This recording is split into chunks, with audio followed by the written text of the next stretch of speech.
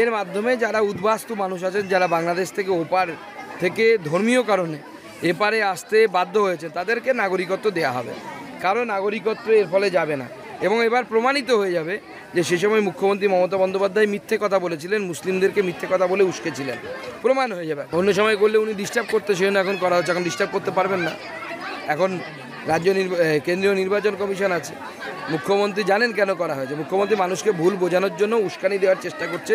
আজকে ওনার বক্তব্যের মধ্যে যথেষ্ট উস্কানি ছিল। ওনার তো কিছু করার নেই, বরদাস্ত করা হবে না মানে ওনার পৈতৃক সম্পত্তি নাকি?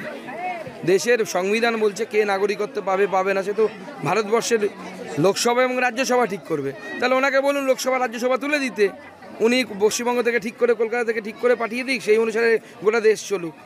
সেটা তো চলতে পারে না। কারো কোনো অসুবিধে নেই। মুখ্যমন্ত্রী শুধু উস্কানি দিয়ে গণ্ডগোল পাকানোর চেষ্টা করছে।